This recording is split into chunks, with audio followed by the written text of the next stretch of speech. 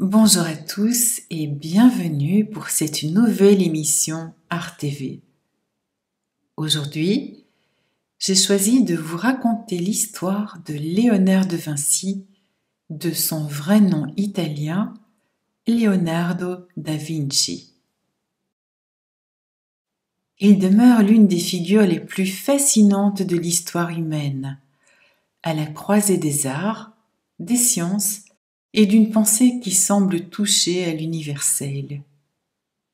Son existence, marquée par une curiosité infinie, nous offre une approche du monde qui fait écho aux idées de la non-dualité. En explorant ses origines, son parcours et ses créations, nous pouvons déceler les traces d'une pensée où l'union entre les contraires devient une clé de lecture du réel. Léonard naît en 1452 à Vinci, un petit village toscan. Fils illégitime d'un notaire et d'une paysanne, il ne suit pas le chemin traditionnel des études humanistes de son époque. Privé d'un enseignement universitaire, il développe une méthode d'apprentissage empirique fondée sur l'observation directe du monde. Dès son plus jeune âge, Léonard montre une fascination pour le vivant. On raconte qu'il passait des heures à scruter les insectes, les oiseaux et les ruisseaux qui traversaient la campagne. Il aimait observer le mouvement de l'eau, la manière dont elle épousait le relief des rochers, tourbillonnait et se divisait en multiples courants. Il dessinait sans relâche, essayant de capturer l'essence même du flux et du mouvement. Cette immersion dans la nature l'amène à comprendre le monde non pas comme une somme d'éléments isolés, mais comme un ensemble interdépendant où chaque chose est en relation avec une autre. Sa curiosité ne connaît pas de limites. Il explore les grottes environnantes, ramasse des ossements d'animaux et se passionne pour l'anatomie dès l'adolescence. Il aurait même ouvert des cadavres d'animaux pour mieux comprendre la structure musculaire et osseuse. Cette soif de savoir le pousse à s'interroger sur des phénomènes aussi variés que la formation des nuages, le vol des oiseaux ou la croissance des plantes. Dès cette époque, il développe une approche unifiée du savoir où la nature n'est pas seulement un objet d'étude, mais une source infinie d'enseignement. Ce lien profond avec la nature allait au-delà de l'étude intellectuelle. Il avait une sensibilité écologique bien avant l'heure. Léonard, selon certains témoignages, comme celui de l'explorateur Andrea Corsali, aurait adopté un mode de vie végétarien inspiré par la compassion envers les animaux. Il est rapporté qu'il rachetait régulièrement des oiseaux dans les marchés, non pour les garder, mais pour leur rendre la liberté. Cet amour du vivant transparaît dans la finesse avec laquelle il dessinait animaux, plantes ou paysages. Son regard ne dissociait pas l'homme du reste du monde, mais les reliait dans un tout, vibrant, animé d'une même vie. Parmi les multiples facettes de la personnalité de Léonard de Vinci, certaines anecdotes révèlent un homme profondément singulier, à la fois en avance sur son temps et entièrement fidèle à sa propre nature.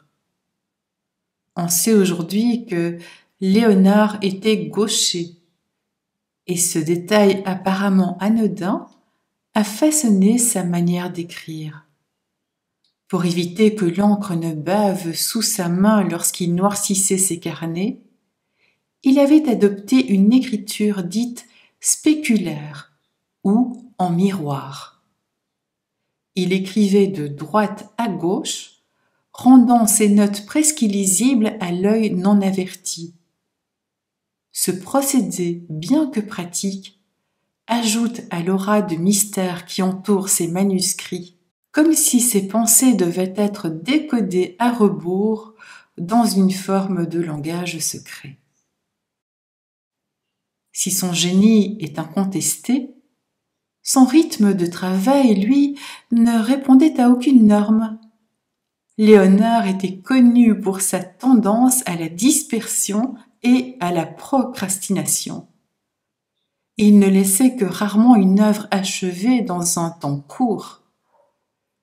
Peu de peintures nous sont parvenues de sa main, à peine une quinzaine, non par manque d'inspiration, mais parce qu'il était perpétuellement absorbé par de nouvelles expérimentations, des inventions, des études anatomiques ou des explorations scientifiques. Il passait des années sur un même projet, puis l'abandonnait pour suivre un nouvel élan créatif. L'un des exemples les plus frappants reste celui du gigantesque projet de statue équestre commandé en hommage au père de Ludovic Sforza. Léonard y consacra plus de 15 ans, concevant des dessins, des maquettes, imaginant des fonderies, sans que la sculpture ne soit jamais réalisée. Cet apprentissage de l'observation, développé dès l'enfance et renforcé par son travail en atelier, devient le socle de toute sa démarche. Il ne se contente pas de regarder. Il questionne, analyse, expérimente. Il cherche non pas à reproduire fidèlement la réalité, mais à en percer les mystères. Son approche repose sur une intuition profonde. L'univers est un tout organique, où chaque phénomène est relié aux autres par des lois invisibles, mais accessibles à celui qui sait observer avec patience et attention. L'idée que tout est relié est centrale chez Léonard. Dans ses carnets, il note « Observe comment toutes les choses sont reliées entre elles ». Cette intuition rejoint les principes de la non-dualité, où il n'existe pas de séparation entre sujet et objet, entre l'observateur et ce qui est observé. Léonard étudie la nature sous toutes ses formes. Il analyse le flux de l'eau, les formes des vagues, la croissance des plantes et les structures internes du corps humain. Il cherche les patterns sous-jacents, ces lois invisibles qui régissent l'univers. Il comprend que la nature n'est pas une collection d'éléments distincts, mais un organisme vivant et interdépendant. Sa fascination pour le vol des oiseaux l'amène à concevoir des machines volantes inspirées du battement des ailes. Il ne s'agit pas pour lui de dominer la nature, mais de s'en inspirer, d'en épouser les principes.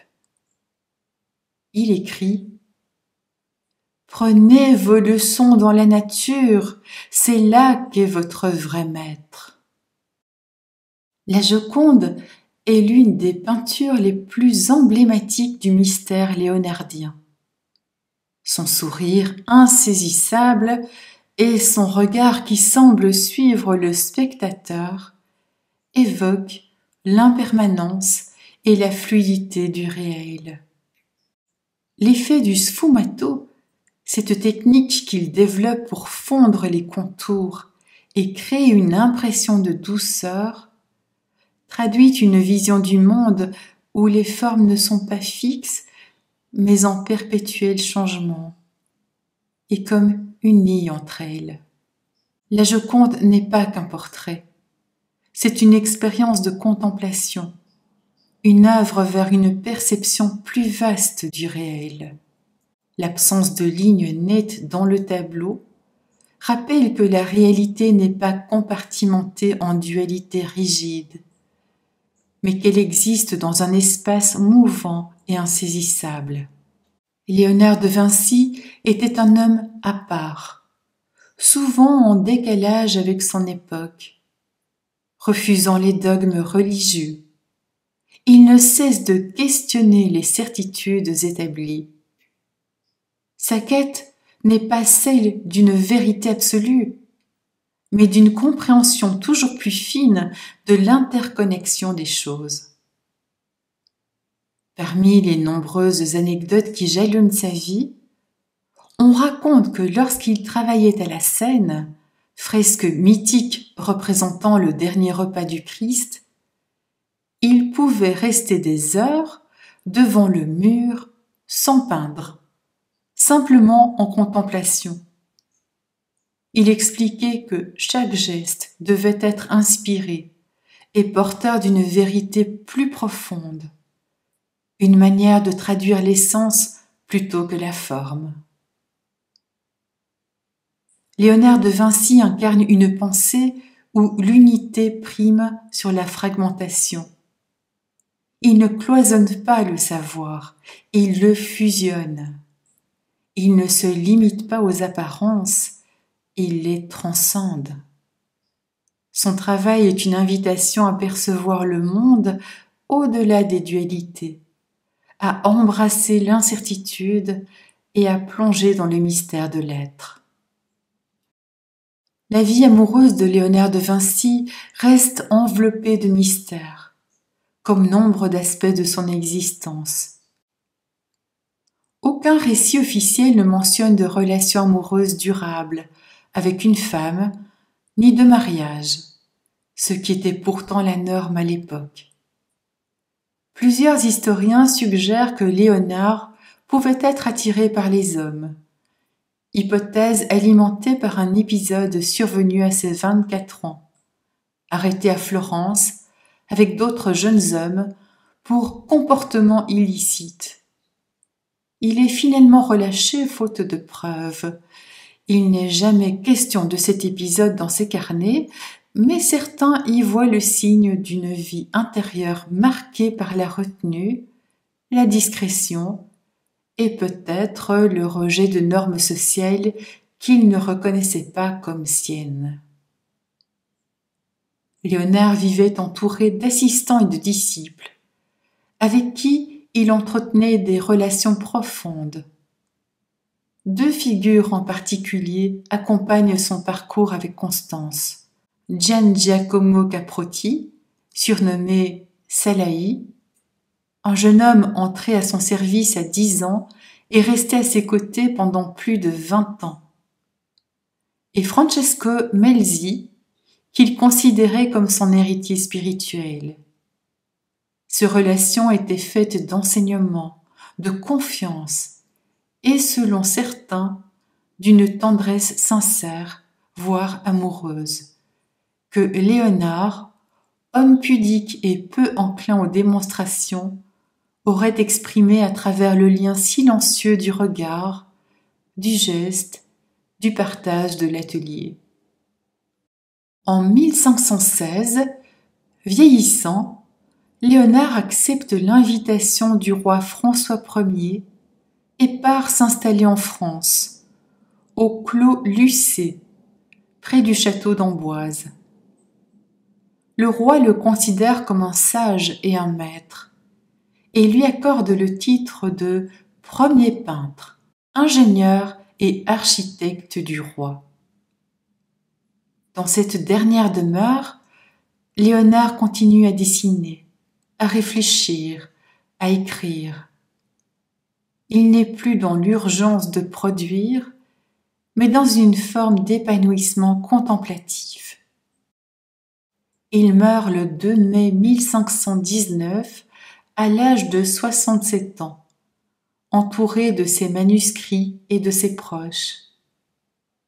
Une tradition romantique veut que François Ier ait tenu sa tête dans ses bras au moment de sa mort.